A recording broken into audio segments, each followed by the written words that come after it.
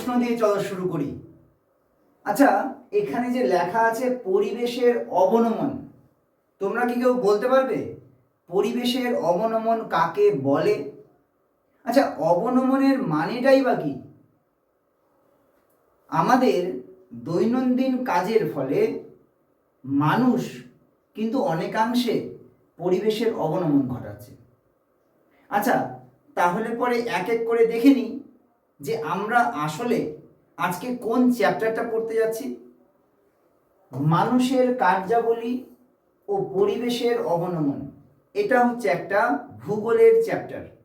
Class 8 যারা geography নিয়ে পড়ছো তাদের জন্য রয়েছে এই চ্যাপ্টারটি, মানুষের কার্যাবলী ও পরিবেশের অবনমন।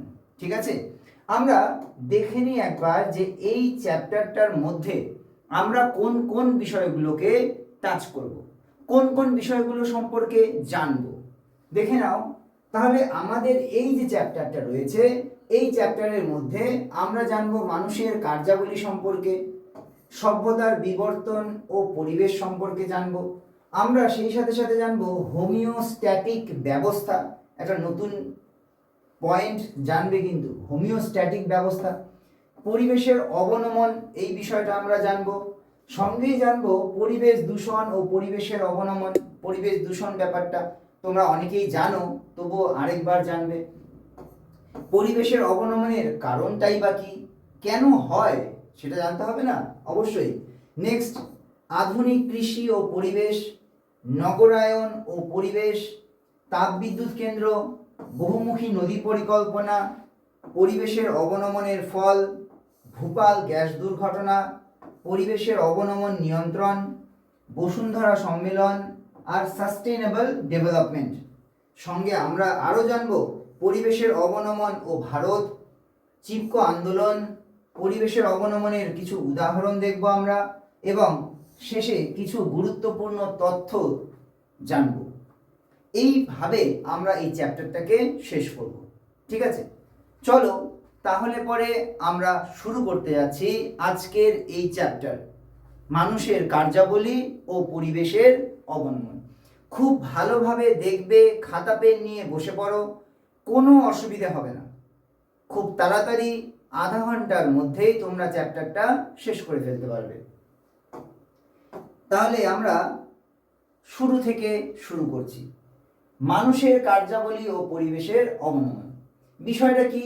দেখো, মানুষ পৃথিবীতে আবির্ভাবের পর থেকেই নিজের প্রয়োজন মেটানোর জন্য বিভিন্ন ধরনের কাজ করে চলেছে। কাজের ধরন সময়ের সঙ্গে পরিবর্তন হয়েছে। মানুষের কাজকে সাধারণভাবে তিনটি ভাগে ভাগ করা যায়। কয়টা ভাগে ভাগ করা যায়? মানুষের কাজকে তিনটি ভাগে ভাগ করা যায়। একটা হচ্ছে প্রকৃতি নির্ভর কাজ, প্রযুক্তি নির্ভর কাজ, আর একটা হচ্ছে সেবামূলক কাজ। দেখো, অর্থনৈতিক কাজ মূলত 5 প্রকার: প্রাথমিক, দ্বিতীয়, তৃতীয়, চতুর্থ, পঞ্চম। আরেকবার, primary, secondary, tertiary, quaternary, quinary. 5 প্রকারে, কিন্তু প্রধান যে 3টি প্রকার রয়েছে সেই 3টি প্রকারের কথা কিন্তু এখানটায় বলা হয়েছে। একটা হচ্ছে প্রকৃতি নির্ভর কাজ, যেমন আমরা বলতে পারি কৃষিকাজ, পশুপালন, ফলমূল সংগ্রহ, এই সমস্ত কিছু। এরপরেই রয়েছে শিল্প, অর্থাৎ প্রযুক্তি নির্ভর যেগুলো কাজ, যেমন শিল্প, খনি, যন্ত্র নির্ভর উৎপাদন, নির্মাণ কাজ, এগুলোকে বলছে দ্বিতীয় শ্রেণীর কাজ। তৃতীয় শ্রেণীর কাজ কোনগুলো? যেমন সেবামূলক কাজ, পরিবহন, যোগাযোগ, বিভিন্ন পরিষেবা, এইগুলোকে বলছে তৃতীয় শ্রেণীর কাজ। তাহলে প্রথম শ্রেণীর কাজ কি? যেমন কৃষিকাজ, যে কোনো ধরনের কৃষিকাজ। আচ্ছা, তোমাদের এখানে বলি, মাছ চাষ, পশুপালন, মধু চাষ, এইগুলো কিন্তু কৃষিকাজের মধ্যে পড়ে যায়। নেক্সট চলে আসছে প্রযুক্তি নির্ভর কাজ, অর্থাৎ প্রাথমিক ক্ষেত্র থেকে উৎপাদিত যে উপাদান, এক্সাম্পল হিসাবে ধান। তাহলে এই ধান বা পাট বা গম, এই যে উৎপাদন হলো, এটা কোথায় যাবে? ফ্যাক্টরিতে। ফ্যাক্টরিতে কেন যাবে? তার গুণগত মানটাকে বাড়ানোর জন্য। আবার বুঝে নাও, গুণগত মানকে বাড়াবে। আচ্ছা, গুণগত মানটাকে বাড়ালে কি হবে? না, সে বেশি দিন অবধি থাকবে। সাপোজ এক্সাম্পল আমি গমটাকে নিচ্ছি, তাহলে সেই গমটা কিছুদিনের মধ্যেই পচে যাবে, নষ্ট হয়ে যাবে। আমি তাকে কি করে দিচ্ছি, ময়দাতে কনভার্ট করে দিচ্ছি, আটাতে কনভার্ট করে দিচ্ছি। তাতে কি হবে, সে দীর্ঘদিন টিকে থাকবে, নষ্ট হবে না। ঠিক আছে, তাহলে যেখানে এই কাজগুলো হয় তাকে বলা হচ্ছে কি, শিল্প। তাহলে গম থেকে আটা বা ময়দার মধ্য দিয়ে আমরা কি বানাতে পারি, বিস্কুট বানাতে পারি, চানাচুর বানাতে পারি, আরো ব্রেড বানাতে পারি। তার যে লংজিভিটি, তার যে স্থায়িত্বটা, সেটা বেড়ে যাচ্ছে। তাহলে যেখানে এই সমস্ত কাজকর্মগুলো হচ্ছে তাকে কি বলা হচ্ছে, দ্বিতীয় শ্রেণীর কাজ বা সেকেন্ডারি ইকোনমিক অ্যাক্টিভিটি, বা আমরা কি বলতে পারি, প্রযুক্তি নির্ভর কাজ বা শিল্প, যে কোনো ধরনের শিল্প। থার্ড চলে আসছে সেবামূলক কাজ, যেমন সেবা, যেমন টিচার, পড়াচ্ছি, সেবা। ডাক্তার, নার্স, নাপিত, এরা কি দিচ্ছে, সেবা। ঠিক আছে, তাহলে ব্যাংকে যাচ্ছ, ব্যাংক তোমাকে টাকাটাকে এক জায়গা থেকে আরেক জায়গায় ট্রান্সফারের সুবিধা করে দিচ্ছে, তাহলে ব্যাংক কি দিচ্ছে, সেবা। বাস ড্রাইভার তোমাকে এক জায়গা থেকে আরেক জায়গায় নিয়ে যাচ্ছে, তোমাকে কি দিচ্ছে, সেবা। তাহলে এগুলোকে কি বলছে, সেবামূলক কাজ। ঠিক আছে, বুঝতে পারলে? তাহলে বেসিক্যালি 5 প্রকারে, কয় প্রকারের কাজ আছে অর্থনৈতিক কাজ, 5 প্রকার। সেই 5 প্রকারের মধ্যে 3টি সব থেকে গুরুত্বপূর্ণ, প্রাথমিক শ্রেণী কাজ, দ্বিতীয় শ্রেণী কাজ, তৃতীয় শ্রেণী কাজ, প্রাইমারি, সেকেন্ডারি, টারশিয়ারি। ঠিক আছে, এই 3টে এখানটায় আলোচনা করে দেওয়া হলো। এবারে আমরা চলে আসি নেক্সট স্লাইডে। তাহলে নেক্সট স্লাইডে কি বলেছে এখানটায়, দেখো কিভাবে এই কাজকর্মগুলো আমাদের সোসাইটিতে আসলে একটু দেখে নিই। সভ্যতার বিবর্তন ও পরিবেশের তার উপরে প্রভাব। দেখো, সভ্যতার প্রথম পর্যায়ে মানুষ ছিল মূলত যাযাবর ও গুহাবাসী মানুষ। তখন মানুষের প্রধান কাজ ছিল ফলমূল সংগ্রহ করা, পশু শিকার করা, আত্মরক্ষা করা, প্রকৃতির উপর সরাসরি নির্ভরশীল জীবনযাপন করা। এই সময় মানুষের চাহিদা ছিল খুবই সামান্য, তাই পরিবেশের ওপর মানুষের ক্ষতিকর প্রভাবও ছিল কম। তাহলে সেই সময় যখন মানুষ গুহাতে বসবাস করত, গুহাতে থাকতো, সেই সময় কি হতো, মানুষ ফলমূল ছিঁড়ে খেত, মানুষ গাছের পাতা খেত, অনেক সময় ঘাস বা পশু শিকার করত। এর ফলে পরিবেশের উপর তার বিরূপ প্রভাবটা খুবই কম পড়তো, প্রায় নায়ের মতো। ঠিক আছে, তাহলে পরে পরিবেশকে আমরা খুব বেশি একটা ক্ষতি করতাম না। ধীরে ধীরে করে মানুষ কি করতে শিখলো, আগুন জ্বালাতে শিখলো, আগুনের ব্যবহার শিখলো, কৃষিকাজ শিখলো, স্থায়ী বসতি গড়ে তুললো, প্রযুক্তির উন্নতি ঘটালো, শিল্প ও নগরের বিকাশ ঘটলো। তাই না, ধীরে ধীরে করে শিল্পের বিকাশ ঘটলো। আর এর ফলে প্রকৃতি নিজের প্রয়োজন অনুযায়ী বিবর্তন ও প্রবণতা বাড়াতে থাকে। এর ফলে কি হচ্ছে, প্রকৃতির উপরে আমরা খুব বেশি করে প্রেসার ক্রিয়েট করা শুরু করে দিলাম। তাহলে মানুষ এক সময় গুহাবাসী ছিল, ধীরে ধীরে করে মানুষ সভ্যতার বিকাশ ঘটলো আর প্রকৃতির নিধন শুরু হয়ে গেল। তাই না, ধীরে ধীরে সভ্যতা যত উন্নত হলো, শিল্প ও নগরের বিকাশ ঘটলো, ততই আমরা প্রকৃতিকে ধ্বংস করতে থাকলাম। এইভাবেই কিন্তু আমরা প্রকৃতির উপরে ক্রমাগত চাপ বাড়িয়েই যাচ্ছি। তাই না, দেখে নাও, চাকার আবিষ্কার ও শিল্প বিপ্লব। তাহলে চাকার আবিষ্কার নিয়ে এবারে একটু কথা বলি। কি বলেছে, চাকার আবিষ্কার বলছে যে চাকার আবিষ্কার মানব সভ্যতাকে আরো গতিশীল করে তোলে। যোগাযোগ, পরিবহনের উন্নতির সঙ্গে সঙ্গে নতুন নতুন অঞ্চল মানুষের কার্যকলাপের আওতায় চলে আসে। তোমাদের বলে রাখি, সেই সময় যখন মানুষ গুহাবাসী থেকে ধীরে ধীরে করে সমাজের পথে চলে আসছে, সমাজ তৈরির পথে চলে আসছে, সেই সময় দুটো ঘটনা ঘটে, যেটা মানুষকে জঙ্গল থেকে শহরাঞ্চলে নিয়ে আসতে দুর্দান্ত সাহায্য করে। ইভেন এখনো পর্যন্ত তার ব্যবহার আমরা করে যাচ্ছি। বলো তো কোন দুটো? একটা হচ্ছে আগুন আর একটা হচ্ছে চাকা। তাহলে এই দুটোর ব্যবহার মানুষকে হঠাৎ করে খুব ফাস্ট মানুষকে এক জায়গা থেকে অন্য জায়গায় নিয়ে চলে গেছে, তার উন্নতি খুব ফাস্ট হয়ে গেছে। তাই না, তাহলে পরে চাকার আবিষ্কার। অষ্টাদশ শতাব্দীতে আরেকটা ঘটনা ঘটে, সেটা হচ্ছে শিল্প বিপ্লব। দেখে নাও, অষ্টাদশ শতাব্দীতে ইংল্যান্ড তথা ইউরোপের শিল্প বিপ্লব সভ্যতার অগ্রগতিতে একটি গুরুত্বপূর্ণ পদক্ষেপ। অর্থাৎ অষ্টাদশ শতাব্দীর দিকে শিল্পের বিপ্লব ঘটে। তাহলে এটা কোথায় হয়েছিল? না ইউরোপে হয়েছিল। আচ্ছা, কি হয়েছিল দেখো, শিল্পের দ্রুত উন্নতি ঘটে, চিকিৎসা বিজ্ঞানের উন্নতি ঘটে, বিজ্ঞান ও প্রযুক্তির দ্রুত বিকাশ ঘটে, জনসংখ্যা বাড়তে থাকে, কৃষি ও শিল্পের জন্য বনভূমি ধ্বংস করা শুরু হয়। তাহলে ওই সময় কি হলো? না জনসংখ্যা যত বাড়তে থাকলো, চিকিৎসা বিজ্ঞানে উন্নতি হলো, মানুষের সংখ্যা বাড়লো, আর মানুষের সংখ্যা বাড়লো তো বনভূমি ধ্বংস করে সেখানে মানুষ কৃষিকাজ করলো, নাহলে শিল্প গড়ে তুললো, নাহলে রাস্তাঘাট গড়ে তুললো, আলটিমেটলি পরিবেশ ধ্বংস হচ্ছে। নেক্সট, রাস্তা, কলকারখানা, শহর নগর গড়ে ওঠে, প্রাকৃতিক খনিজ শক্তি সম্পদের ব্যবহার বেড়ে যায়। তাহলে এই সমস্ত কিছুর ফলে আসলে হচ্ছেটা কি? পরিবেশের নিধন হচ্ছে, পরিবেশটাকে আমরা ক্ষতিগ্রস্ত করে দিচ্ছি। আচ্ছা, এবারে তাহলে প্রশ্ন হচ্ছে যে তাহলে কি উন্নয়ন দরকার নেই? তাহলে কি ডেভেলপমেন্টের কোনো প্রয়োজন নেই? তাহলে কি জনসংখ্যা বাড়বে না? তাহলে কি মানুষ পরিবেশকে যদি নাই কাটে তাহলে রাস্তাঘাট, বাড়িঘর, কৃষিকাজের ক্ষেত্র কিভাবে বানাবে? দেখো, সবই প্রয়োজন। আমরা যখন এই পড়াটা একদম শেষে পৌঁছে যাব, এর উত্তরটা কিন্তু সেখানে থাকবে। ভালো করে বুঝে নাও তোমরা যে আমাদের এত গুরুত্বপূর্ণ একটা প্রশ্নের উত্তর যদি জানতে হয়, তাহলে আমাদের সমস্ত চ্যাপ্টারটা আগে বুঝতে হবে। যে তাহলে এই যে রাস্তা পাশে যে গাছগুলোকে কেটে দিয়ে যে রাস্তা বড় করা হচ্ছে, এই রাস্তা বড়টাও আমাদের দরকার, আবার আমরা গাছ না কাটার পক্ষেও আছি। তাহলে করবে কি মানুষ? এই প্রশ্নের উত্তর যদি জানতে হয়, তোমরা লাস্ট অবধিতে কিন্তু এই ভিডিওটা দেখতে হবে। আসলে আগে বুঝতে হবে, তারপরে প্রশ্নের উত্তরটা তোমরা জানতে পারবে। কেমন? চলে আসি নেক্সট স্লাইডে। তাহলে পরে চাকার উন্নতি আর শিল্প বিপ্লবের ফলে ধীরে ধীরে করে মানুষের উন্নতি শুরু হলো। কি বলেছে এর পরে? আমরা আরেকটা পয়েন্ট দেখে নিই, এই পয়েন্টটা খুবই ইম্পর্টেন্ট আর রিলেটেড।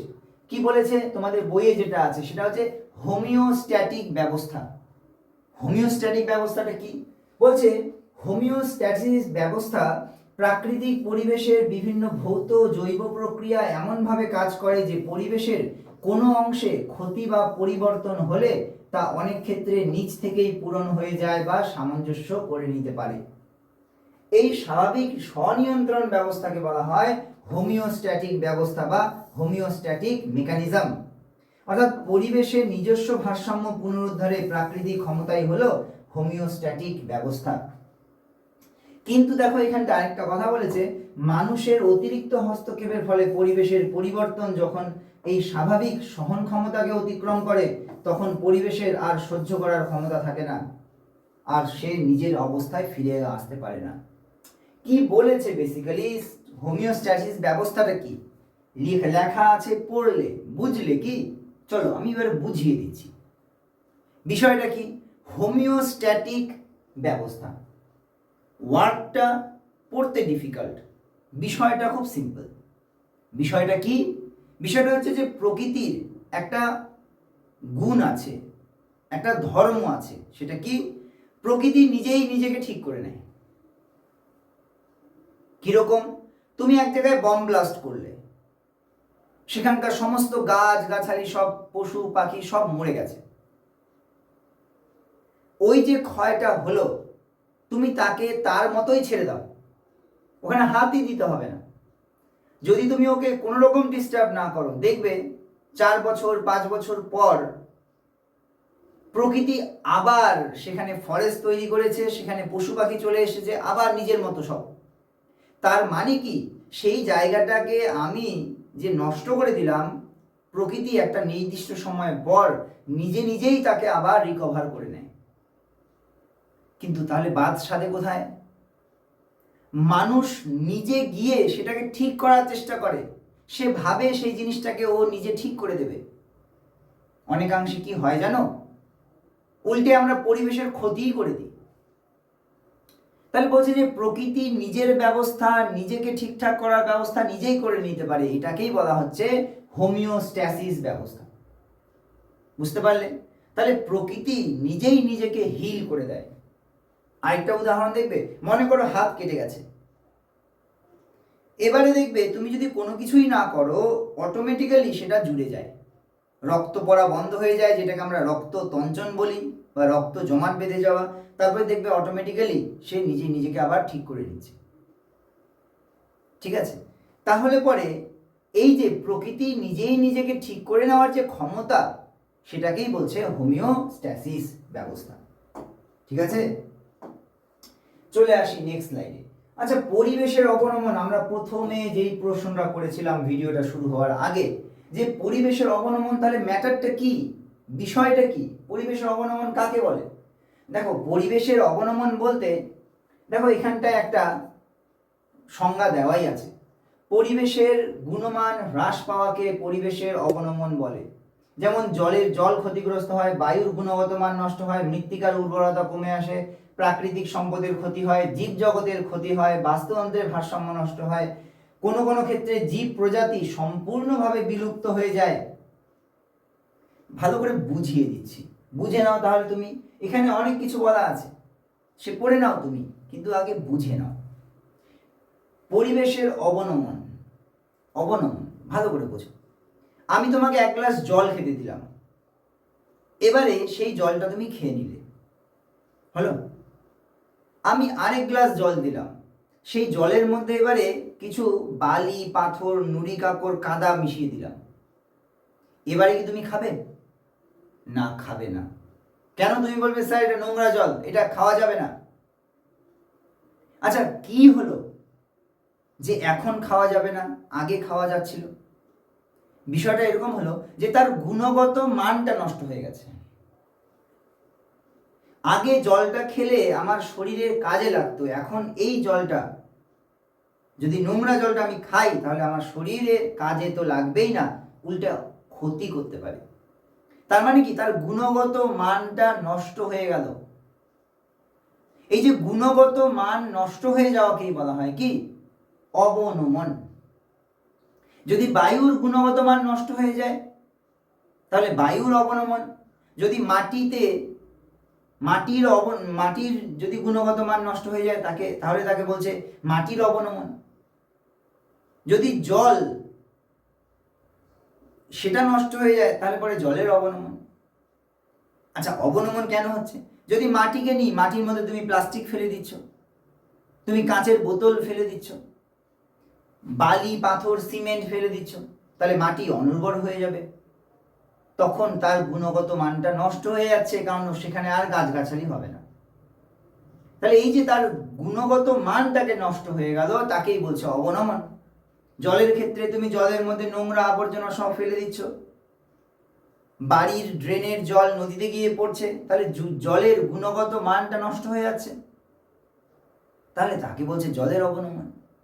যদি বাতাসের মধ্যে carbon dioxide, carbon monoxide, nitrous oxide যদি তুমি ছেড়ে দাও, কলকারখানার ধোঁয়া, গাড়ির ধোঁয়া যদি চলে যায় বাতাসে, তাহলে বাতাসের গুণগত মান নষ্ট হয়ে যায়, তাহলে তাকে কি বলবে? বায়ুর অবনমন। তাহলে পরিবেশের মধ্যে তো এগুলো রয়েছে, জল, মাটি, বাতাস। তাহলে যদি সবকিছুরই অবনমন ঘটে, তখন আমি তাকে কি বলবো? পরিবেশের অবনমন। ঠিক আছে, দেখো, ভালোভাবে যদি তুমি বুঝতে চাও, তাহলে পরে কিন্তু তোমাকে খুব ভালোভাবে দেখতে হবে। যেখানেই মনে হবে কোনো কিছু নতুন জিনিস তুমি দেখছো, তুমি সঙ্গে সঙ্গে খাতার মধ্যে নোট ডাউন করে নাও। ঠিক আছে, সব বুঝতে পারবে, কোনো অসুবিধা হবে না। আচ্ছা, এই পরিবেশ দূষণ ও পরিবেশের অবনমন। আচ্ছা, পরিবেশ দূষণ ও পরিবেশের অবনমনের মধ্যে পার্থক্যটা কি, সেটাও একটু দেখে নিই। বলছে পরিবেশ দূষণ কাকে বলছে? যদি প্রাকৃতিক বা মানুষের কাজের ফলে পরিবেশের বিভিন্ন উপাদান দূষিত হওয়াকে পরিবেশ দূষণ বলে, তাই না? তাহলে পরিবেশ দূষণ কাকে বলছে? মানুষের বা প্রাকৃতিক কাজের ফলে যখন পরিবেশের উপাদান দূষিত হওয়াকে বলা হয় পরিবেশ দূষণ। আচ্ছা, অবনমন কাকে বলছে? যখন পরিবেশের সামগ্রিক গুণগত মান হ্রাস পায়, তখন তাকে বলা হয় অবনমন। তাহলে যদি পরিবেশের মধ্যে মানুষ বা পরিবেশের কাজের ফলে যদি দূষিত পদার্থগুলো সেখানে চলে যায়, তখন তাকে বলছে দূষণ। আর সেটা যখন তার গুণগত মানকে হ্রাস করিয়ে দেয়, তখন তাকে বলছে অবনমন। বোঝা গেল? আচ্ছা, এবারে তাহলে আমি চলে আসি নেক্সট স্লাইডে। বলছে যে পরিবেশের অবনমনের প্রধান কারণ, কেন পরিবেশটা অবনমন হয় আগে আমরা আলোচনা করে দিয়েছি, তবু আরেকবার আলোচনা করছি। কিসের কিসের কারণে হয়? দেখো, মানুষ ও অন্যান্য প্রাণীর জীবনযাত্রা ব্যাহত হয়। আচ্ছা, কারণগুলো কি কি? কারণটা দেখি এখানটায় মূলত দুই ধরনের কারণ, একটা হচ্ছে প্রাকৃতিক কারণ আর একটা হচ্ছে মনুষ্য সৃষ্ট কারণ। প্রাকৃতিক কারণ কি কি হতে পারে? যেমন ঝড়, বন্যা, খরা, ভূমিকম্প, অগ্নুৎপাত, সুনামি, ধস, এই সমস্ত প্রাকৃতিক কারণের ফলে কিন্তু কি হচ্ছে, পরিবেশের অবনমন হয়। আচ্ছা, এবারে এই যে পরিবেশের অবনমন হলো এর ফলে কি কি হয়? এর ফলে মানুষ ও অন্যান্য প্রাণীর জীবনযাত্রা ব্যাহত হয়ে যায়, ভূমিরূপ পরিবর্তিত হয়, রাস্তাঘাট বাড়িঘর ধ্বংস হয়, সম্পত্তির ক্ষতি হয়, প্রাণহানি ঘটে, জীববৈচিত্র্য সম্পূর্ণভাবে বা আংশিক বিনষ্ট হতে পারে। তাহলে আমাদের পরিবেশের অবনমনের দুটো কারণ, একটা হচ্ছে প্রাকৃতিক কারণ, একটা হচ্ছে মনুষ্য সৃষ্ট কারণ। তার মধ্যে এগুলো হচ্ছে কি প্রাকৃতিক কারণ, এর ফলে কি হচ্ছে, পরিবেশ আমাদের অবনমিত হচ্ছে। আচ্ছা, মনুষ্য সৃষ্ট কারণ কি কি? মনুষ্য সৃষ্ট কারণগুলো তোমরা সবাই জানো, তবু আরেকবার দেখে নাও। যেমন শিল্পায়নের ফলে পরিবেশ দূষিত হচ্ছে বা পরিবেশ অবনমিত হচ্ছে, শিল্প বর্জ্য, অতিরিক্ত জল সম্পদ ব্যবহার বা সম্পদের ব্যবহার, অপরিকল্পিত নগরায়ন, দিন দিন কি শহর বা নগর বেড়েই চলেছে, পরিবহনের বৃদ্ধি, গাড়ি ঘোড়া বৃদ্ধি পাচ্ছে, নদীর স্বাভাবিক গতি রোধ করে জলাধার নির্মাণ, বিভিন্ন উন্নয়নমূলক কার্যকলাপ। তাহলে অনেক সময় আমরা কি করি, বাঁধ দিই, নদীকে বেঁধে রাখার চেষ্টা করি, এর ফলে কিন্তু ক্ষতিটাও হয়। আচ্ছা, আধুনিক কৃষিকাজ, যেখানে আমরা অতিরিক্ত পরিমাণে রাসায়নিক সার ব্যবহার করছি, কীটনাশক ব্যবহার করছি, গাছ কেটে দিচ্ছি, তাহলে এই সমস্ত কিছু মানুষের কার্যকর্মের জন্য কিন্তু পরিবেশের অবনমন ঘটে। তাহলে পরিবেশের অবনমন ঘটার দুটো কারণ, একটা হচ্ছে প্রাকৃতিক কারণ, একটা হচ্ছে মনুষ্য সৃষ্ট কারণ। প্রাকৃতিক কারণের মধ্যে কি ঝড় ঝঞ্ঝা, ধস, হিমানি সম্প্রপাত, এই সমস্তগুলো হয়। আর মনুষ্য সৃষ্ট কারণের মধ্যে কি কি পড়ে আছে? অতিরিক্ত রাসায়নিক সার ব্যবহার করা, কীটনাশক ব্যবহার করা, বৃক্ষচ্ছেদন করা, এই সমস্ত কিছু। কেমন? তাহলে এর ফলে কি হয় না, পরিবেশটার অবনমন ঘটে। নেক্সট যেটা আমাদের খুব আলোচনার বিষয় তোমাদের বইয়ে রয়েছে, সেটা হচ্ছে কি আধুনিক কৃষি ও পরিবেশ। তাহলে আমরা যেটাকে বলছি আধুনিক কৃষি, আচ্ছা তাহলে পরে আমরা প্রাচীন কৃষি কোনটাকে বলছিলাম? দেখো, প্রাচীন কৃষি আর আধুনিক কৃষির মধ্যে একটা পার্থক্য আছে। কিরকম না, 1960 সাল, 1960 সালের আগে আমরা যে কৃষি পদ্ধতি ব্যবহার করতাম সেটাকে মোটামুটি প্রাচীন কৃষি পদ্ধতির মধ্যে ধরতে পারি। আর 1960 সালের পরে যে কৃষি ব্যবস্থা আমরা গ্রহণ করি সেটাকে আধুনিক কৃষিকাজের মধ্যে আমরা ধরি। আচ্ছা, 1960 সালে কি এমন হয়েছিল? হ্যাঁ, এই সময় হয়েছিল একটা ঘটনা, সেটাকে বলছে সবুজ বিপ্লব। কি বলছে? সবুজ বিপ্লব।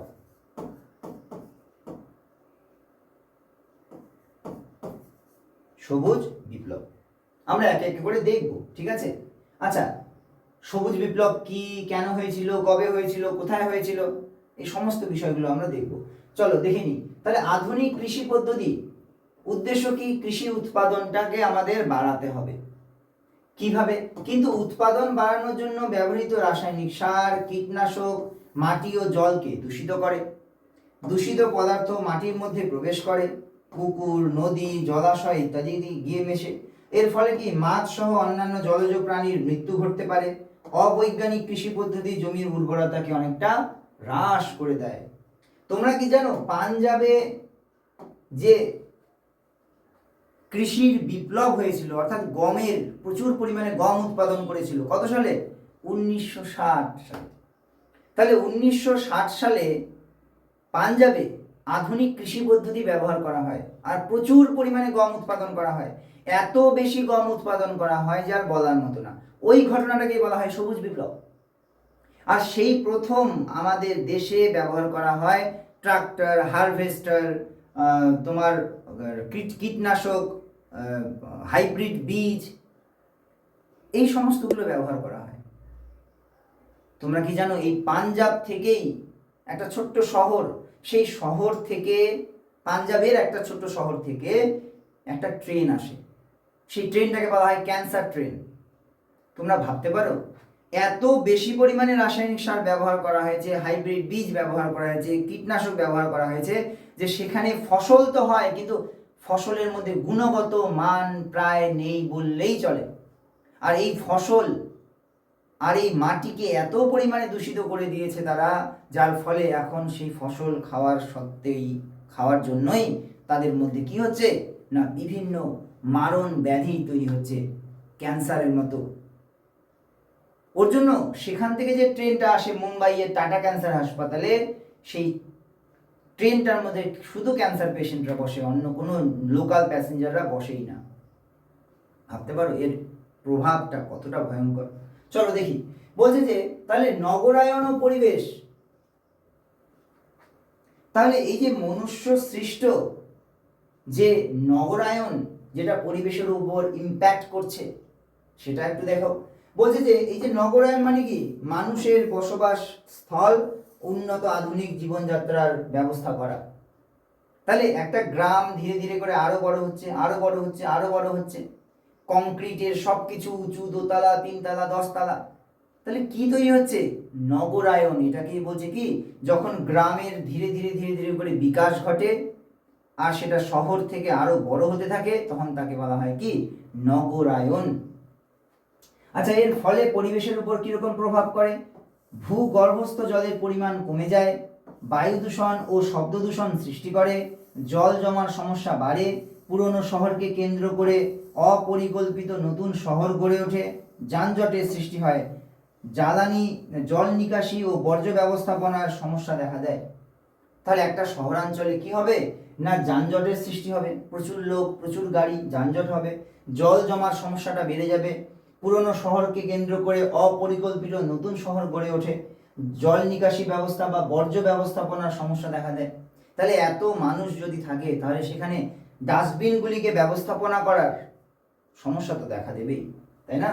তাহলে পরে আমরা কিন্তু কি করছি, নগরের সাথে সাথে আমরা পরিবেশকেও দূষিত করে যাচ্ছি। তাহলে আমরা এতক্ষণ ধরে যেগুলো দেখলাম কি পরিবেশের অবনমন সম্পর্কে আমরা জানলাম। এবারে আমরা কি দেখবো, তার প্রতিকার। বুঝতে পারলাম তো প্রচুর পরিমাণ সমস্যা হয়, কিন্তু তার সমাধানটাকে তো জানতে হবে। সমাধানগুলো এবারে একটু একটু করে আমরা দেখে নিই। বলছে যে আমরা তাপ বিদ্যুৎ কেন্দ্র, এই যে দেখো, বলছে যে জীবাশ্ম জ্বালানি পোড়ানির ফলে বায়ুতে প্রচুর পরিমাণ কার্বন ডাই অক্সাইড যুক্ত হয়, ফলে বায়ুমণ্ডলের তাপমাত্রা বেড়ে যায়, উদ্ভিদের ক্ষতি হয়। তাপ বিদ্যুৎ কেন্দ্রে বর্জ্য ছাই আশেপাশের জমিতে জমা হয়, জমির উর্বরতা কমে যায়। তাহলে যদি আমরা তাপ বিদ্যুৎ কেন্দ্র থেকে তাপ উৎপাদন করি, সেখান থেকে কিন্তু দূষণ চলে আসে।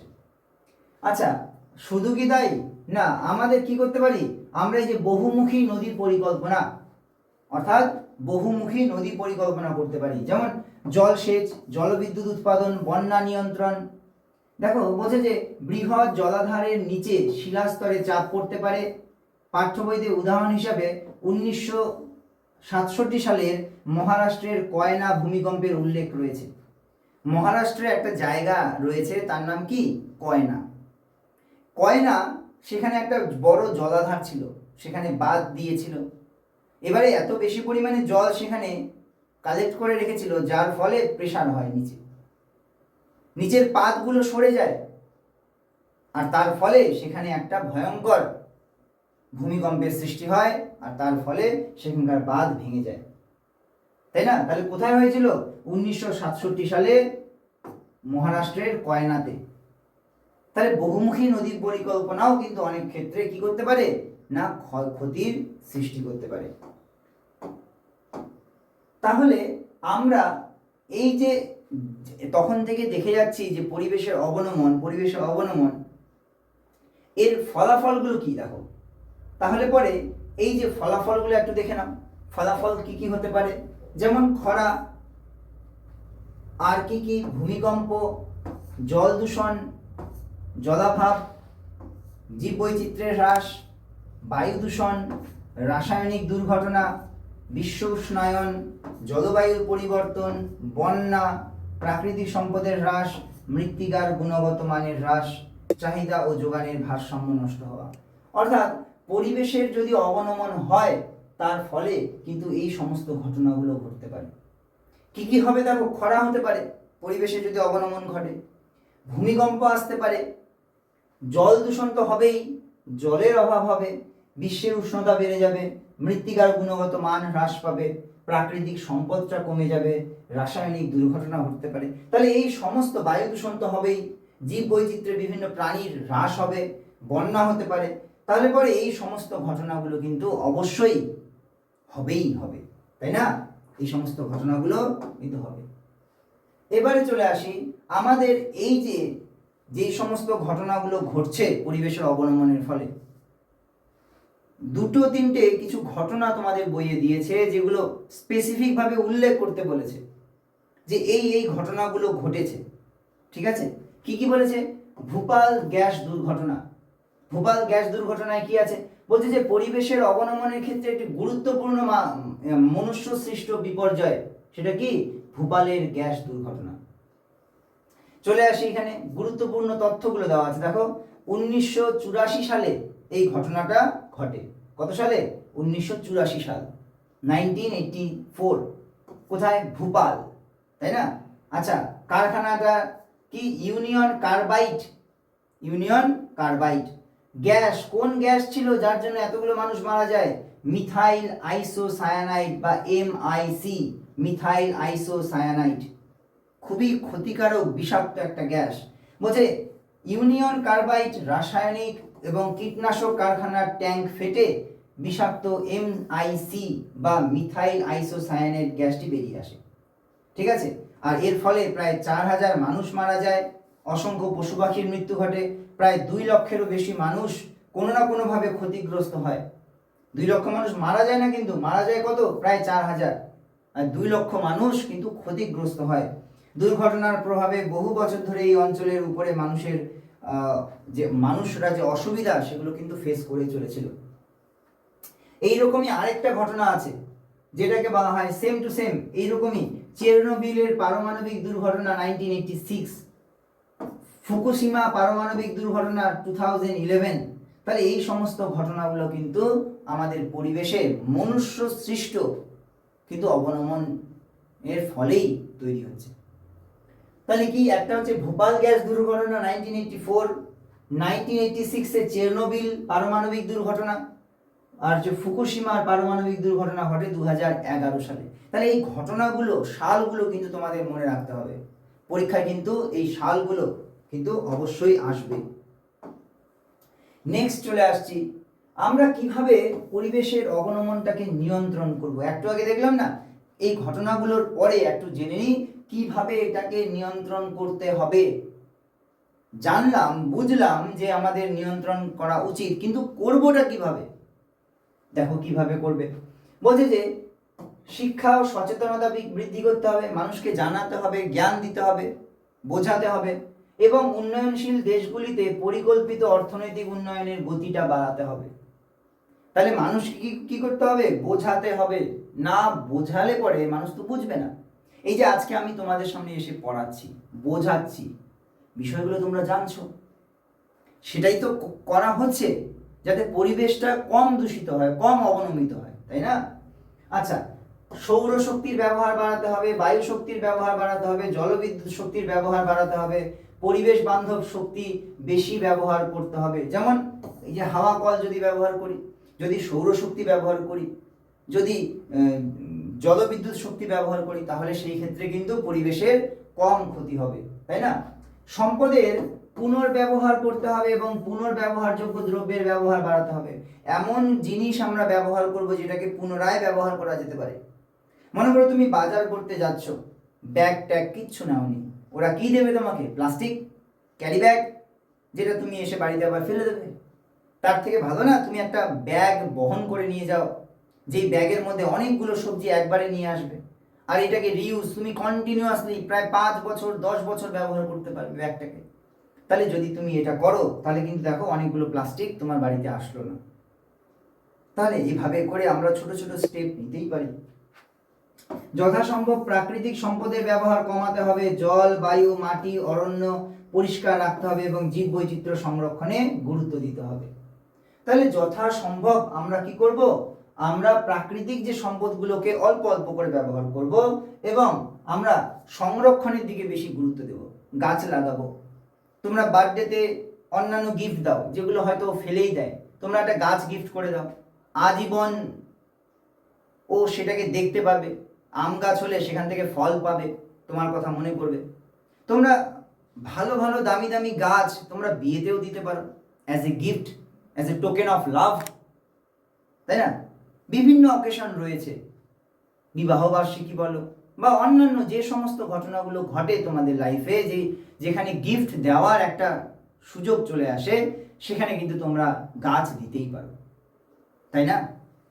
চলো, জনসংখ্যা ও দেশের সম্পদের মধ্যে ভারসাম্য বজায় রাখতে সাহায্য করবে। তাহলে যদি আমরা দেশের জনসংখ্যা বাড়তে না দিই, ধীরে ধীরে বাড়ুক, ইটস ওকে, বাট র্যাপিড যদি বেড়ে যায়, খুব তাড়াতাড়ি ফাস্ট বেড়ে যায়, তাহলে কিন্তু এটা খুব ক্ষতির কারণ। ঠিক আছে, মনে রাখবে। এছাড়া আমরা কি করতে পারি? সরকারকে পরিবেশ সংরক্ষণের জন্য কঠোর নীতি নিতে হবে, আইন করতে হবে, পানিশেবল, সে দোষ করলে পরে তাকে কঠোর শাস্তি দিতে হবে। গাছ কেটেছো, শাস্তি নাও, শাস্তির ব্যবস্থা করতে হবে। জীব জগতের বৈচিত্র্য রক্ষা করতে হবে এবং প্রাণী উদ্ভিদকে তাদের নিজস্ব পরিবেশে বেঁচে থাকার সুযোগ দিতে হবে। তাহলে এইভাবে যদি আমরা করি, তাহলে ধীরে ধীরে কিন্তু আমাদের পরিবেশের অবনমনটা অনেকটাই আমরা কম করতে পারবো, তাই না? এই যে পরিবেশের অবনমনটাকে কম করার জন্য শুধু একটা দেশ বা কোনো একটা জেলা কাজ করলে তো হবে না, কোনো একজন দুজন মানুষের এটা কাজ নয়, সারা পৃথিবীর মানুষকে একসাথে আসতে হবে। এরকম কি করেছে কেউ? হ্যাঁ, করা হয়ে গেছে। দেখো, আর্থ সামিট, তাই না, যাকে আমরা বসুন্ধরা সম্মেলন বলছি, সেটা কবে হয়েছিল? 1992 সালে ব্রাজিলের রিও ডি জেনেরিওতে। তাহলে ব্রাজিলের কোথায় হয়েছিল? রিও ডি জেনেরিওতে 1992 সালে সবগুলো দেশ মিলে একসাথে চলে এসেছে। কিসের জন্য? পরিবেশ ও উন্নয়নের বিষয়ে একটা আন্তর্জাতিক সম্মেলন করেছিল, যেখানে পৃথিবীর প্রায় সমস্ত দেশ চলে এসেছিল, যে কি করে আমরা পরিবেশকে বাঁচাতে পারি তার চেষ্টা করা। 178 কান্ট্রি, তার মানে 178টা দেশ চলে এসেছিল। আমাদের টোটাল দেশ কতগুলো বলতো ওয়ার্ল্ডে? প্রায় 191, এতগুলো দেশ আছে সারা পৃথিবীতে। এবারে এই 191টা কান্ট্রির মধ্যে 178 কান্ট্রি চলে এসেছিল সেখানে, আর যেখানে প্রায় 30,000-এরও বেশি মানুষ অংশগ্রহণ করেছিল। ভাবতে পারো, 30,000 মানুষ বিভিন্ন দেশের প্রতিনিধি হিসাবে তারা এসছে। আর তারা সেখান থেকে যেটা সংকল্প করা হয়েছিল, তারা নিজের দেশে গেছে, গিয়ে সেটাকে ইমপ্লিমেন্ট করার কন্টিনিউয়াসলি চেষ্টা করে যাচ্ছে। তাহলে আমরা কি করতে পারি? তাহলে কি উন্নয়ন করব না করব না? উন্নয়ন করলে তো পরিবেশের ধ্বংস হচ্ছে। প্রথমে বলেছিলাম না, প্রশ্নের উত্তরটা তোমরা লাস্টের দিকে পেয়ে যাবে। চলো এবারে দেখে নাও সেই প্রশ্নটার উত্তর কি বলছে। স্থিতিশীল বা ধারণযোগ্য উন্নয়ন করতে হবে। এটা আবার কি? দেখো, আমরা রাস্তাটাকে, তখন যে উদাহরণটা দিয়েছিলাম সেটারই উত্তর বলছি, যে রাস্তা তো আমাদের বড় করতে হবে, কারণ জনসংখ্যা বেড়ে যাচ্ছে, গাড়ি ঘোড়া বেড়ে যাচ্ছে। তাহলে এই যে রাস্তা যদি আমাদের বড় করতে হয়, তাহলে রাস্তাটাকে তো বাড়াতে হলে গাছগুলো কাটতেই হবে। আমরা এখানে একটা উপায় করতে পারি, যে গাছগুলোকে আমরা জাস্ট সেখান থেকে তুলে আমরা অন্য কোনো জায়গায়, হয়তো কোনো স্কুল হতে পারে, অফিস হতে পারে, ইউনিভার্সিটি হতে পারে, যেখানে খালি জায়গা রয়েছে সেখানে গিয়ে আমরা লাগিয়ে দিতে পারি। যেমন আমরা ছোট গাছের ক্ষেত্রে করি কিনা, সেখান থেকে মাটি থেকে তুলে অন্য জায়গায় লাগিয়ে দিই, ঠিক সেরকমই আমরা করতে পারি। কিন্তু এক্ষেত্রে একটা কথা আছে, যে বড় গাছ তো, কিন্তু আমরা এটা তো করতে পারি যে ওই বড় গাছ তাকে একটু ডালপালাগুলোকে ছেটে দিয়ে গোড়া সমেত সেটাকে যদি আমরা তুলে নিয়ে যাই, গাছটাকে একটু ছোট হয়ে গেল, কিন্তু মরলো তো না। শিকড় সমেত যদি আমরা তার গোড়াটাকে অন্য একটা জায়গায় বা সরকারি যে খালি জায়গাগুলো আছে সেখানে যদি আমরা লাগিয়ে দিতে পারি, সরকার যদি সেই ক্ষেত্রে উদ্যোগ গ্রহণ করে, তাহলে কিন্তু অনেকাংশেই লাভ হবে, তাই না? গ্রামে দেখবে রাস্তার পাশে পাশে অনেকটা জায়গা ফাঁকা আছে, সরকারি জায়গা, সেখানে আমরা লাগাতেই পারি সেগুলো, তাই না? এগুলো উদ্যোগ গ্রহণ করা যেতে পারে। তাহলে বলছি যে স্থিতিশীল বা ধারণযোগ্য উন্নয়ন, তার মানে আমাদের পরিবেশকে নজরে রেখে আমাদের উন্নয়নটা করে যেতে হবে। এখন যেমন তোমাদের করেছে যে আরবান ফরেস্ট্রি, বা মাইক্রো ফরেস্ট্রি কনসেপ্টগুলো চলে এসছে। শহরাঞ্চলে জায়গা নেই, ফরেস্ট বানাবো কোথায়? সেখানে কি করছে, রাস্তার পাশে পাশে যে অল্প অল্প ছোট ছোট জায়গাগুলো আছে সেখানে মাইক্রো ফরেস্ট্রি গড়ে তুলছে, অর্থাৎ ছোট ছোট জায়গাগুলোকে ব্যবহার করে নিচ্ছে গাছের জন্য, সরকারি জায়গাগুলোর মধ্যে গাছ লাগিয়ে দেওয়া হচ্ছে। তাহলে এইভাবেই যদি আমরা করি তাহলে কিছু পরিমাণ অক্সিজেন আসবে, কিছু পরিমাণ গাছের অবস্থান বেড়ে যাবে। তাহলে পরে আমরা এইভাবে কিন্তু বাড়াতে পারি। আমরা ব্যবহার করতে পারি সেই সমস্ত শক্তি যেগুলো রিনিউয়েবল, যেমন সূর্যের আলো, বায়ু শক্তি, তাই না, জোয়ার ভাটা শক্তি, ভূতাপ শক্তি, এগুলোকে যদি আমরা ব্যবহার করি তাহলে কিন্তু অনেকাংশেই পরিবেশ দূষণ বেঁচে যাবে, পরিবেশের অবনমনটাও কিন্তু বেঁচে যাবে। তাই আমাদের উন্নয়নও করতে হবে, আবার কিন্তু পরিবেশকেও বাঁচাতে হবে, তাই না? তাহলে আমাদের সেই উন্নয়ন আর পরিবেশকে একসাথেই কিন্তু দেখতে হবে। সেটাকেই বলছে কি সাস্টেইনেবল ডেভেলপমেন্ট বা দীর্ঘস্থায়ী উন্নয়ন। বলছে ভারতের অবস্থা কিরকম, পরিবেশ যে অবনমন হচ্ছে ভারতে কিরকম? বলছে ভারত একটি দ্রুত উন্নয়নশীল দেশ। দেশের মধ্যে শিল্পায়ন হচ্ছে, রাস্তা নির্মাণ হচ্ছে, নগরায়ন হচ্ছে, সম্পদ আহরণ হচ্ছে, বিভিন্ন বৃহৎ প্রকল্প দ্রুত গতিতে চলছে। এর সঙ্গে পরিবেশের অবনমন ও বিপর্যয় কিন্তু কন্টিনিউয়াসলি বেড়ে যাচ্ছে। একটা ডাটা কি বলছে, প্রায় $80 বিলিয়ন, তাই না? বিশ্ব ব্যাংকের রিপোর্ট কি বলছে, যে বিশ্ব ব্যাংকের রিপোর্টে বলছে প্রতি বছর প্রায় $80 বিলিয়ন, অর্থাৎ প্রায় প্রায় 4,80,00,000 কোটি টাকার ক্ষতি হয়। মানে ইন সিম্পল, মানে $80 বিলিয়ন কিন্তু প্রতি বছর ক্ষতি হচ্ছে। ঠিক আছে, নেক্সট চলে আসছি আমরা এই যে প্রায় 126তম, তাই না? বলছে যে 132টি দেশের সমীক্ষা, পরিবেশের অবনমন সম্পর্কিত 132টি দেশের একটি সমীক্ষায় ভারতের স্থান ছিল 126। তাহলে দেখো সেই দিক থেকে আমরা কত পেছনে, মানে পরিবেশকে আরো অনেক ভালো করার দরকার। তোমাদের এই ক্ষেত্রে একটা ছোট্ট ইনফরমেশন দিই, সেটা হচ্ছে যে এমন কি কোনো দেশ আছে যেখানে কার্বন ডাই অক্সাইড বেরই হয় না, বা carbon die oxide negative country? আমাদের ভারতের খুব কাছাকাছি একটা দেশ, প্রতিবেশী দেশই বলতে পারো কি প্রতিবেশী দেশই, যেখানে কার্বন ডাই অক্সাইড নেই বললেই চলে। ভাবতে পারো, কার্বন ডাই অক্সাইড নেই, ওকে বলা হয় কার্বন নিউট্রাল কান্ট্রি। কোন দেশটা বলো তো? প্রশ্ন থাকলো তোমাদের কাছে। আমাদের প্রতিবেশী দেশ যেটাকে বলা হয় কার্বন নিউট্রাল কান্ট্রি, যদি তোমরা কেউ বলতে পারো তাহলে পরে তোমরা কমেন্টে জানাও, ঠিক আছে? আমি দেখতে চাই তোমরা কে কে এটা জানো। আচ্ছা, তোমরা গুগল সার্চ করেও দেখতে পারো, ঠিক আছে? তোমরা কিন্তু কমেন্টে জানাবে। নেক্সট বলছে যে 13টি, অর্থাৎ ডাব্লিউএইচওর তথ্য, পাঠ্য বইয়ের উল্লেখিত ডাব্লিউএইচও রিপোর্টে দেখা যায় G20 দেশগুলির সবচেয়ে দূষিত 20টি শহরের মধ্যে 13টি ভারতে অবস্থিত। Can you imagine? তোমরা কি ভাবতে পারো যে ভারতের মতো দেশে, যেখানে আমরা প্রকৃতিকে ভগবান মানি, নদীকে মা বলে মানি, মাটিকে পুজো করা হয়, আমাদের দেশে গাছকে পুজো করা হয়, সেখানে আমরা প্রকৃতির কি 12টা বাজিয়ে রেখে দিয়েছি? মানুষকে সচেতন করতে হবে, পাঠ্য বইয়ে তোমাদের দিয়ে দিয়েছে। তোমরা যারা আজকে ভিডিওটা দেখছো তোমাদেরও কিন্তু দায়িত্ব গ্রহণ করতে হবে। যেখানে সেখানে স্কুলে কলেজে থুতু ফেলছো, প্লাস্টিক ফেলে দিচ্ছ, বাসের থেকে তোমরা প্লাস্টিকের প্যাকেটগুলো ফেলে দিচ্ছ, কাঁচের বোতল যেখানে সেখানে তোমরা ফাটিয়ে দিচ্ছ, এই সমস্ত ব্যবহারগুলো আমাদের কম করতে হবে। যদি এই ভিডিওটা দেখার পরেও তোমাদের সচেতনতা না জাগে তাহলে পরে কবে? আচ্ছা দেখো, নোংরা করে তো খুব আর লাভ হচ্ছে না, কিন্তু যদি পরিষ্কার রাখো তাহলে দেখতে সুন্দর লাগবে, আমরাই আমাদের পরিবেশকে কিন্তু বাঁচাতে পারবো, তাই না? তুমি একদিকে নোংরা করছো আবার অন্যদিকে ভগবানের পুজো করছো, এটা কেমন হলো? আমাদের প্রকৃতিকে যখন পুজো করি তাহলে প্রকৃতিকে পরিষ্কার রাখার দায়িত্বটাও তো আমাদের। আর এভাবেই কিন্তু আমরা পরিবেশের অবনমন বা পরিবেশের দূষণটাকেও আটকাতে পারবো। না হলে দেখো ভারতের অবস্থান কোথায়, 13টা শহর, সব থেকে দূষিত শহর পৃথিবীর মধ্যে 13টা ভারতে অবস্থান করছে, ভাবতে পারো? তাই কিন্তু এগুলো আমাদের বদলানো খুবই দরকার। নেক্সট, কিছু কিছু ভারতের সমস্যা এবং চিপকো আন্দোলনের কথা বলেছে। এমন একটা আন্দোলন যেটা খুব ফেমাস, আমাদের উত্তরাখণ্ডে ঘটেছিল, এমন একটা মুভমেন্ট যেটা কিন্তু কি চিপকো আন্দোলন নামে পরিচিত। দেখি চিপকো আন্দোলনটা কি বলছে। চিপকো আন্দোলন এমন একটা আন্দোলন যেটা 1973 সালে হয়েছিল, উত্তরাখণ্ডের গাড়োয়াল অঞ্চলে হয়েছিল। গাড়োয়াল, আর উদ্দেশ্য কি ছিল? অরণ্যটাকে রক্ষা করা বা বৃক্ষচ্ছেদনটাকে প্রতিরোধ করা। আচ্ছা, বন বিভাগের ঠিকাদাররা যখন গাছ কাটতে আসে, স্থানীয় অধিবাসীরা গাছকে জড়িয়ে ধরে আর গাছ কাটতে দেয় না। সেখানে শুধুমাত্র বড়রা নয়, মহিলা নয়, ছোট ছোট বাচ্চারাও পর্যন্ত গাছকে চিপকে ধরেছিল।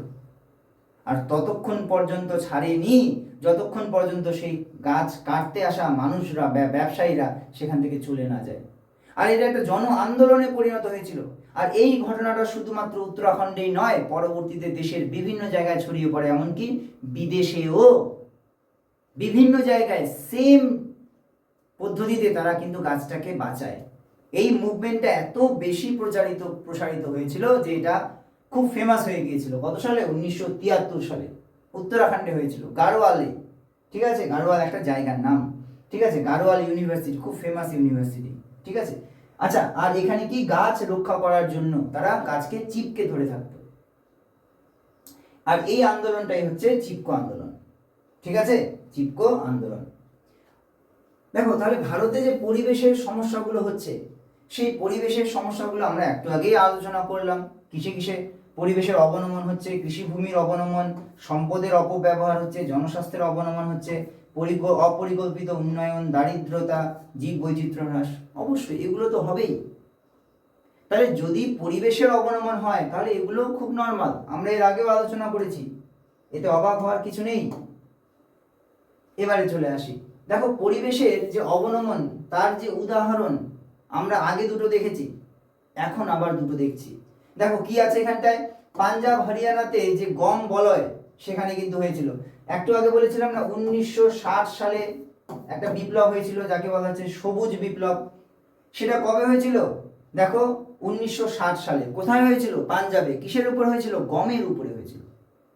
সেই সময় 1960 সালের দিকে এত বেশি পরিমাণে দেখো উন্নত ধরনের যন্ত্র ব্যবহার করা হয়েছিল। সেই সময় এত উন্নত যন্ত্র ব্যবহার করা হয়েছিল, কীটনাশক, রাসায়নিক সার, হাইব্রিড বীজ ব্যবহার করা হয়েছিল, যে খুব তাড়াতাড়ি খুব দ্রুত ফসলের উৎপাদন হচ্ছিল, বেশি বেশি পরিমাণে ফসলের উৎপাদন হচ্ছিল। কিন্তু সেই সময় প্রথম আমরা পাম্প সেট ব্যবহার করতাম, পাম্পের মাধ্যমে জল, যে ভূগর্ভের জল ব্যবহার করি সেটা। তাহলে এর ফলে কি হচ্ছিল?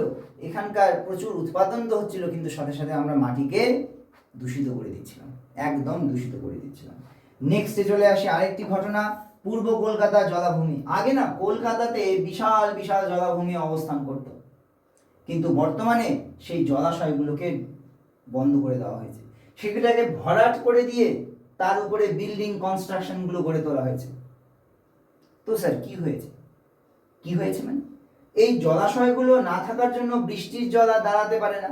আগে কি হতো? সেখানে জলটা দাঁড়াতো, আর সেখানে জলটা দাঁড়াতো বলেই সেই জলটা থেকে যেত আর ধীরে ধীরে করে গ্রাউন্ড ওয়াটার হিসাবে মাটির নিচে চলে যেত। ফলে স্থানীয় মানুষরা পুকুরে, নদীতে বা কুয়াতে থেকে ওরা জল বের করতে পারত।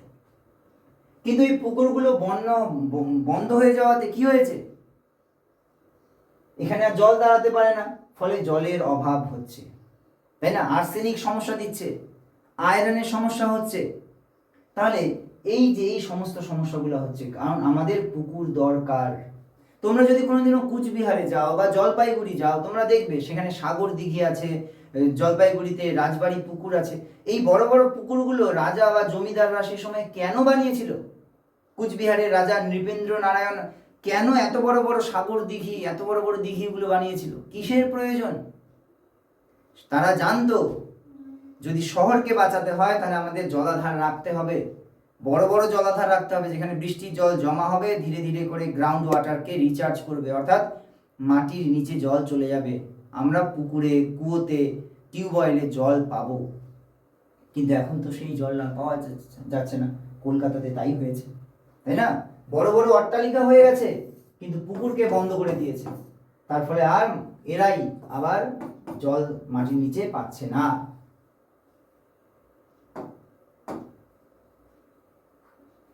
আমাদের সুন্দরবনের উপরেও কিন্তু এর প্রভাব পড়ে। দেখো কি কত সুন্দর সুন্দরবনটা, বনটাও সত্যি সুন্দর। আচ্ছা কেন বলতো সুন্দরবন এত সুন্দর, আর এর নামটাই বা কেন হলো সুন্দরবন? এখানে একটা গাছ আছে সুন্দরী গাছ, ঠিক আছে?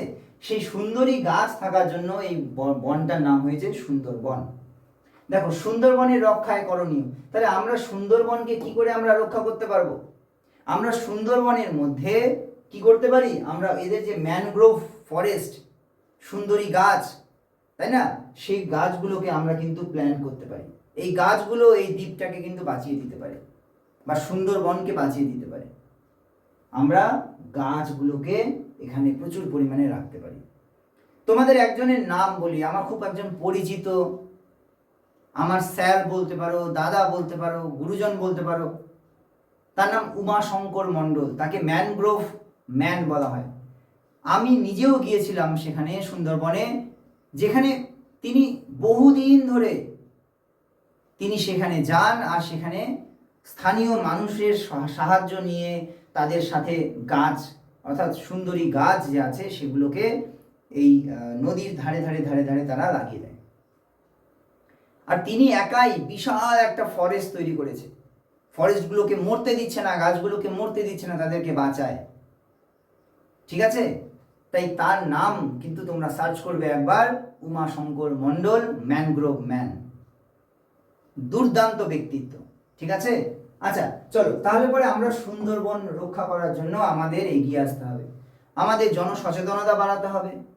সুন্দরবনের কিন্তু অনেকটা অংশ জলের নিচে চলে যাচ্ছে। তোমরা জানো যে জলের স্তর ধীরে ধীরে করে বেড়ে যাচ্ছে আর সুন্দরবনটা ধীরে ধীরে করে জলের নিচে ডুবে যাচ্ছে। এবারে সেখানকার ফরেস্টে থাকা জন্তু জানোয়ারগুলো, প্রাণীগুলো কোথায় যাবে? স্থানীয় জায়গায় চলে আসবে, তাই না? তাহলে আমাদের কিন্তু সেদিকে সচেতন হতে হবে।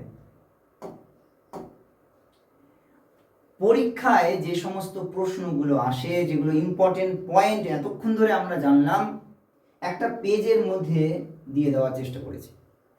তোমরা বই তো পড়বেই, অবশ্যই বইটা পড়বে, বইয়ের কোনো বিকল্প হয় না, বই তো পড়বে। এই ভিডিওটা ভালো করে দেখলে, বইটা পড়লে, তারপরে এই পেজটাকে দেখো, স্ক্রিনশট করে রাখো।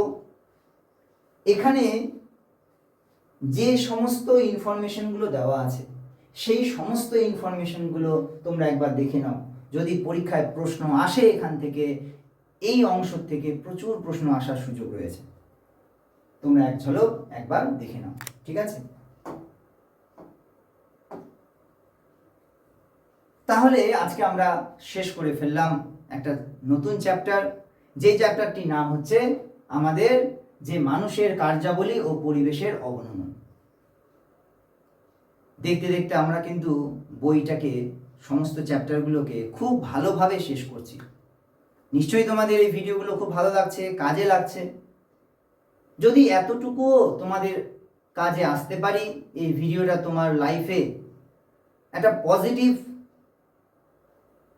কিছু দিতে পারে, অ্যাড করতে পারে, ভ্যালু অ্যাড হয় তোমার লাইফে, তাহলে অবশ্যই সাবস্ক্রাইব তো করবেই, লাইক ও একটা কমেন্ট কিন্তু অবশ্যই করবে। কেমন লাগলো জানাবে। এতক্ষণ সঙ্গে থাকার জন্য অনেক অনেক ধন্যবাদ। এভাবেই সঙ্গে থেকো, পরের ভিডিও খুব তাড়াতাড়ি চলে আসবে।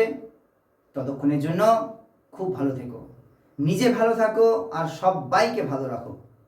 ততক্ষণের জন্য টাটা।